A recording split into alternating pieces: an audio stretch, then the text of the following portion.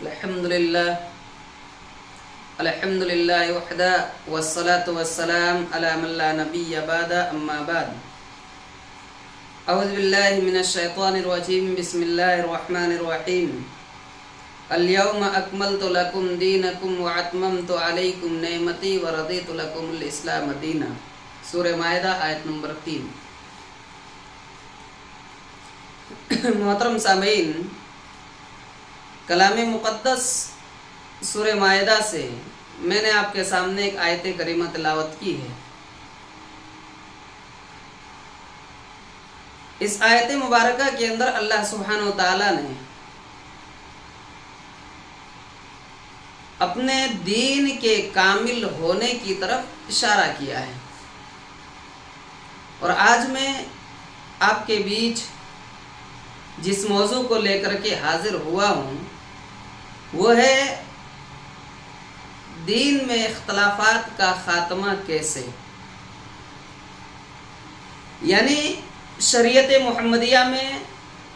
नबी सल्लल्लाहु अलैहि वसल्लम की लाई हुई शरीयत में या आपकी उम्मत के दरमियान जो इख्तलाफ पैदा हुआ है उस इख्तलाफ को कैसे मिटाया जाएगा। मसाइल चाहे वो फुरूई मसाइल हों या ज़ाती मामलात हों, तो इन तमाम चीज़ों के इख्तलाफात को कैसे ख़त्म किया जाएगा, इस ज़िम्न में हम कुछ कुरान और हदीस से रहनुमाई हासिल करते हैं। अल्लाह सुब्हानहु व तआला ने अपने कलाम मुक़द्दस के अंदर इस दीन को दीन कामिल करार दिया और फरमाया कि इस दीन में किसी भी तरह का कोई इख्तलाफ नहीं है या इस दीन में किसी भी तरह की कोई कमी या ज़्यादती नहीं है। अल्लाह रब्बुल आलमीन फरमाता अल-यौमा अकमलतु लकुम दीनकुम व अतममतु अलैकुम निअमती व रदीतु लकुमुल इस्लाम दीना। कहे नबी पाक जनाब मुहम्मदुर रसूलुल्लाह सल्लल्लाहु अलैहि वसल्लम, मैंने आपके ऊपर दीन इस्लाम को कामिल और मुकम्मल कर दिया। अब उसके बाद इस दीन में किसी भी तरह की कोई कमी या ज़्यादती की गुंजाइश नहीं रह जाती है। अल्लाह रब्बुल आलमीन ने इस दीन को पूरा कर दिया अपने प्यारे रसूल सल्लल्लाहु अलैहि वसल्लम के ऊपर। नबी सल्लल्लाहु अलैहि वसल्लम की वफ़ात के बाद अब इस दीन के अंदर किसी भी तरह की कोई भी ज़्यादती जायज़ और दुरुस्त नहीं है, चाहे वो दीन का हिस्सा समझ करके कर रहे हों या दीन के उसे सवाब समझ करके कर रहे हो, दीन का एक हिस्सा समझा जाता हो, लेकिन इन सारी चीज़ों की कोई असल माखज़ नहीं है जहाँ से उसे लिया जा सके या जिसे उसे अपनाया जा सके। इसलिए प्यारे रसूल जनाब मुहम्मदुर रसूलुल्लाह सल्लल्लाहु अलैहि वसल्लम ने इन तमाम तरह के अमाल से बचने की गुजारिश की है। आप सल्लल्लाहु अलैहि वसल्लम ने अपनी उम्मत को तंबीह करते हुए फरमाया, अम्मा आयशा सिद्दीक़ा रज़ियल्लाहु ताला अन्हा राविया है, बुखारी शरीफ की रिवायत है, मुस्लिम शरीफ की हदीस है। बुखारी शरीफ हदीस नंबर 132, मुस्लिम शरीफ हदीस नंबर 1344 के अंदर ये अल्फाज मौजूद हैं। अम्मा आयशा बयान करती है कि अल्लाह के रसूल जनाब मुहम्मदुर रसूलुल्लाह सल्लल्लाहु अलैहि वसल्लम ने इरशाद फरमाया, मन अमिला अमलन लैसा अलैहि अमरुना फहुवा रद्द। जो शख्स कोई ऐसा अमल करता है जो अमल मुझसे नहीं है, यानी मैंने उसका कोई सबूत नहीं दिया है या मेरा मुहर उस पर नहीं लगा है, मेरा स्टम्प उस अमल के ऊपर नहीं लगा है, तो यकीनन वो अमल काबिल कबूल नहीं है। अब अगर हालात का जायज़ा लेते हैं, हम मुआशरे का जायज़ा लेते हैं, तो इस तरह के बेशुमार मसाइल हमारे सामने आता है, बेशुमार मसाइल हमारे सामने वाज़े होता है और लोग उन चीज़ों के ऊपर अमल करके अपने आप को जन्नती करार देते हैं, और जो लोग उनके ऊपर अमल नहीं करता है ऐसे लोगों को जहन्नमी करार देते हैं। जरा हदीस को उठा करके देखिए और फैसला कीजिए कि जन्नत में जाने का फैसला कौन करता है। क्या हमारे अंदर यह इख्तियार है कि हम किसी को जन्नती करार दें, किसी को जहन्नमी करार दें? जन्नती और जहन्नमी का फैसला हम नहीं कर सकते हैं, लेकिन उसके बावजूद भी आज कुछ उलमाए सू ऐसे मौजूद हैं इस दुनिया में जो इस बात का फैसला करते हैं, अपने कमरे में बैठ के या अपनी मस्जिदों में बैठ करके ये ऐलान करते हैं कि फला मसलक वाले जन्नती हैं, फला मसलक نسب والے جنتی ہیں اور فلاں جہنمی ہیں. جنت اور جہنم کا فیصلہ یہاں سنایا جاتا ہے، جبکہ پیارے رسول جناب محمد الرسول اللہ صلی اللہ علیہ وسلم نے بڑے واضح الفاظ میں فرمایا. بخاری شریف کی روایت ہے، حضرت ابو ہریرہ رضی اللہ تعالیٰ عنہ راوی حدیث بیان کرتے ہیں کہ نبی اکرم صلی اللہ علیہ وسلم ارشاد فرماتے ہیں، ان ابی ہریرہ رضی اللہ تعالیٰ عنہ قال قال رسول اللہ صلی اللہ علیہ وسلم کل امتی يدخلون الجنہ، کہ لوگوں سنو، میری امت کے تمام لوگ جنت کے اندر داخل ہوں گے. میری پوری امت جنت میں جائے گی سوائے وہ لوگ جو جنت میں جانے سے انکار کرتے ہیں. حضرت ابو ہریرہ کہتے ہیں کہ آپ نے فرمایا کل امتی يدخلون الجنہ الا من ابا، جو جنت میں جانے سے انکار کر رہا ہے وہ شخص جنت میں نہیں جا سکتا. صحابہ کرام نے پوچھا یا رسول اللہ وہ کون آدمی ہے جو جنت میں جانے سے انکار کرتا ہے؟ ذرا فیصلہ کرنے والے اس بات کو سنیں اور پیارے رسول کی اس حدیث کا ذرا غور سے پڑھیں تاکہ انہیں یہ احساس ہو کہ دنیا میں کیسے تم فیصلہ کر رہے ہو. اللہ کے رسول فرماتے ہیں قیل ومن ابا، یا رسول اللہ پوچھا یا اللہ کے رسول صلی اللہ علیہ وسلم وہ کون لوگ ہیں جو جنت میں جانے سے انکار کرتے ہیں؟ نبی اکرم جناب محمد الرسول اللہ صلی اللہ علیہ وسلم نے ارشاد فرمایا من اطاعنی دخل الجنہ، جو شخص میری اطاعت کرے گا، میری لائی ہوئی شریعت کو مانے گا، میرے دین کو بتلائے، میرے دین کے اوپر وہ عمل کرے گا، میری اتباع کرے گا، میری پیروی کرے گا، میری باتوں کے اوپر عمل کرے گا تو وہ لوگ جنتی ہوں گے. اور جو لوگ میرے لائے ہوئے شریعت کا انکار کر دے گا، جو لوگ جو جن چیزوں کا میں نے ذکر نہیں کیا ہے ایسی چیزوں کو لوگوں کے سامنے وہ اجاگر کرے گا اور اس کے اوپر لوگوں کو عمل کرنے کا حکم دے گا تو وہ لوگ جنتی نہیں ہوں گے بلکہ من عصانی فقد ابا، یہی وہ لوگ ہیں جس نے انکار کر دیا ہے، میری نافرمانی کی ہے اور وہ لوگ جنت میں جانے سے انکار کر رہے ہیں. یعنی وہ جہنمی ہوں گے. جو میری لائی ہوئی شریعت کے مطابق عمل نہیں کر رہا ہے تو وہ یقیناً جہنمی ہوں گے. یہ پیارے رسول جناب محمد الرسول اللہ صلی اللہ علیہ وسلم کا فیصلہ ہے. اب اس حدیث کو سامنے رکھ کر کے ایک انسان یہ سوچے اور غور کرے ان مسائل کے اوپر جہاں آج اختلاف پایا جا رہا ہے. کیا وہ مسائل دینی مسائل ہے؟ کیا وہ مسائل اللہ کے رسول صلی اللہ علیہ وسلم نے ذکر کیا ہے؟ کیا ان مسئلوں کا کوئی ثبوت قرآن و حدیث کے اندر موجود ہے؟ صحابہ سے پائے، صحابہ کے اندر موجود تھا یا صحابہ اس کے اوپر عمل کیا کرتے تھے، تابعی عمل کیا کرتے تھے، تبع تابعی عمل کیا کرتے تھے، ائمہ محدثین عمل کیا کرتے تھے،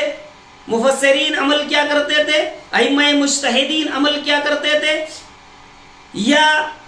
اولیاء اللہ اس کے اوپر عمل کیا کرتے تھے؟ ان چیزوں کو وہاں آپ کو دیکھنا ہے. لیکن جب ہم دیکھتے ہیں تو یقیناً آج ہمارے معاشرے میں جو مسئلہ سامنے ہے ان مسائل کے اوپر نہ تو صحابہ کا عمل رہا ہے، نہ کوئی ثبوت یہ دے سکتا ہے کہ نبی صلی اللہ علیہ وسلم نے اپنی ولادت کو منایا. یہ اختلافی مسئلہ ہے کہ جشن عید میلاد النبی صلی اللہ علیہ وسلم منایا جائے یا نہ منایا جائے. اس کے اوپر لوگوں نے اختلاف کیا. کچھ لوگوں نے تو یہاں تک عوام الناس کو سمجھا دیا کہ یہ دین کا ایک حصہ ہے، اس کے اوپر عمل کرو گے تو تمہیں ثواب عطا کیا جائے گا. میرے عزیزو ذرا بتاؤ تو صحیح، گھر پہ چراغاں کیا جائے تو ثواب عطا کیا جائے گا، گھر میں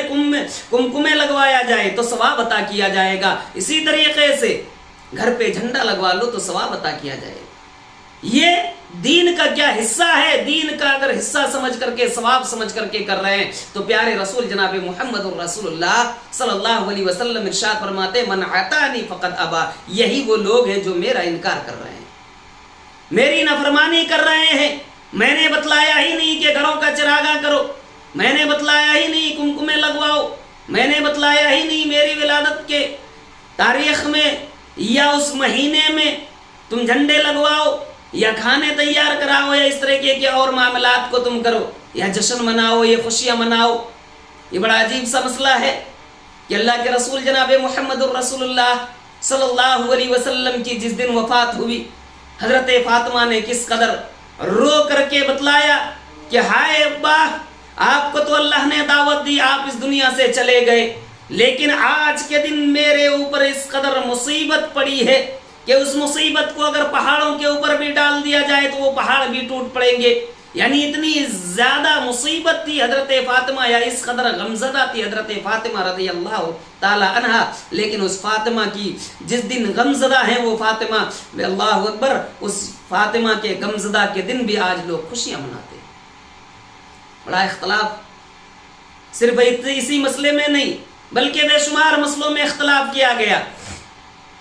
بے شمار مسائل میں اختلاف ہے، چاہے وہ فروعی مسائل ہوں، جیسے رفع الیدین کا مسئلہ ہے اختلاف کیا، یا اس طریقے سے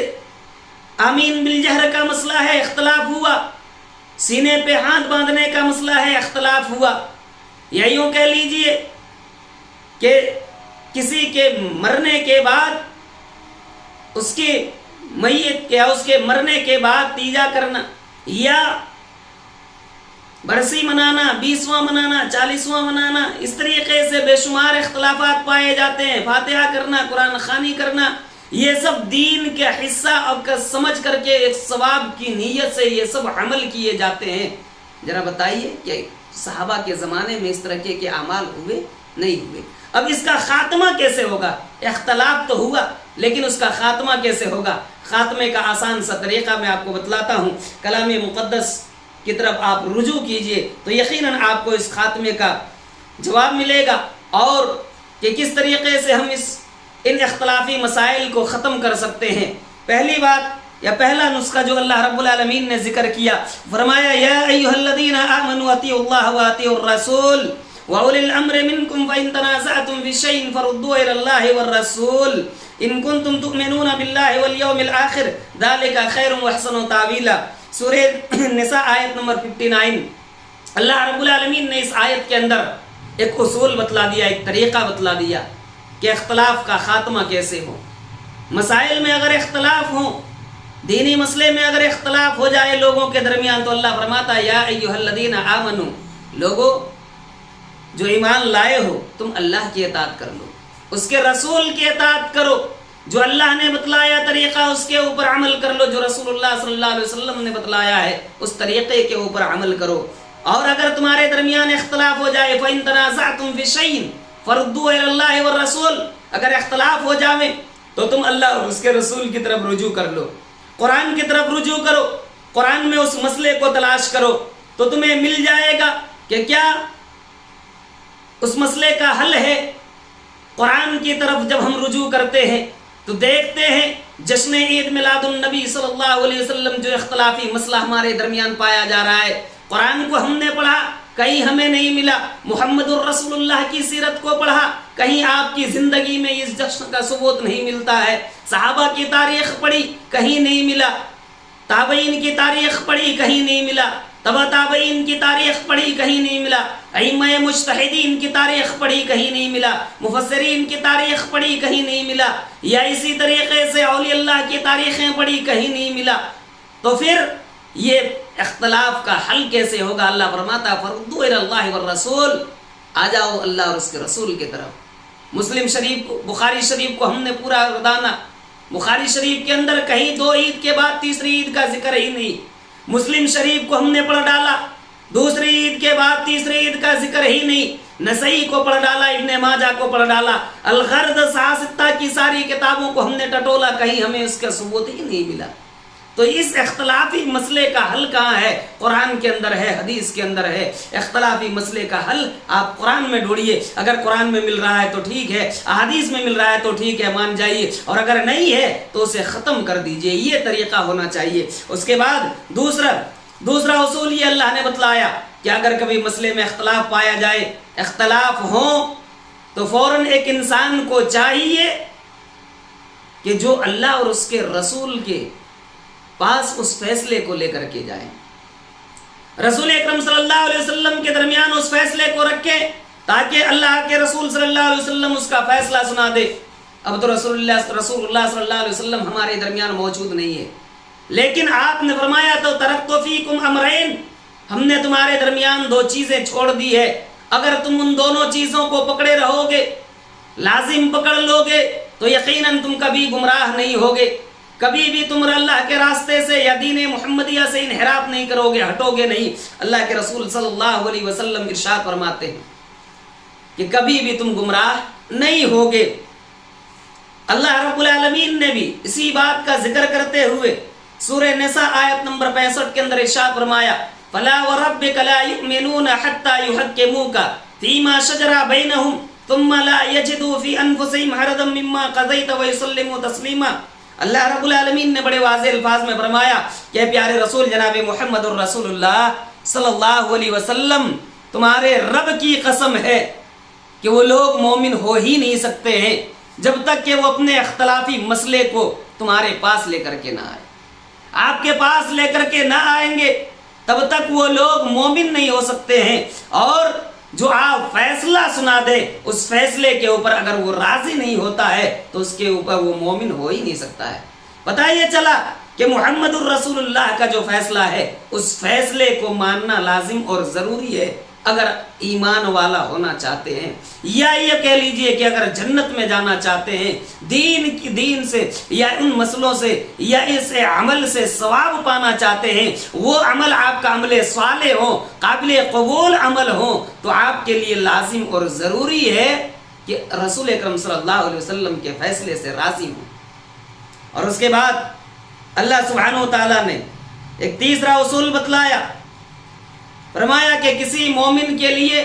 یہ اختیار نہیں ہے، نہ وہ مومن مرد کے لیے اختیار ہے نہ مومنہ عورت کے لیے اختیار ہے کہ جب اللہ اور اس کے رسول کی جانب سے کوئی فیصلہ آ جائے، اذا قضى اللہ ورسولہ، جب اللہ اور اس کے رسول کی جانب سے کوئی فیصلہ آ جائے تو وہ اس کے درمیان اختلاف کریں۔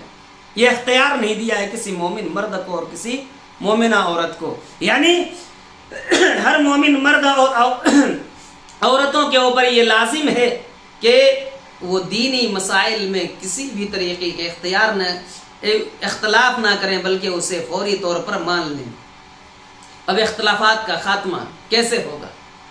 کیسے ہم مانیں گے کہ اختلافات کا خاتمہ ہوا؟ یہ تو ہم نے اصول بتلایا کہ اس طریقے سے ایسے عمل کیا جائے تو اختلافات کا خاتمہ ہوتا ہے۔ اللہ سبحانہ و تعالیٰ نے سورہ انعام آیت نمبر 153 کے اندر ارشاد فرمایا ان ھذا صراطی مستقیما، یہی دین ہے، یہی ان ھذا صراطی مستقیما، یہی میرا سیدھا راستہ ہے، تم اس کے اوپر عمل کر لو، فاتبعوہ، تم اس کی اتباع کرو، اس کی پیروی کرو، اس دین کے اوپر چلو، اس دین کے اوپر عمل کرو۔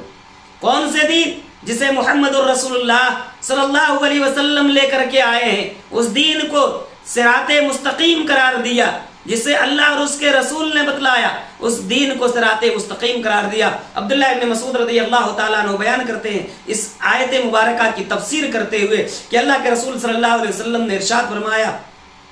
ایک مرتبہ آپ صلی اللہ علیہ وسلم ایک جگہ پر بیٹھے ہوئے تھے اور آپ ایک لکیر کھینچ رہے تھے زمین پر، ایک سیدھی لکیر کھینچی آپ نے، پھر اس سیدھی لکیر کھینچنے کے بعد اس لکیر کے ارد گرد اور لکیریں کھینچی۔ آپ نے فرمایا او میرے صحابہ سنو،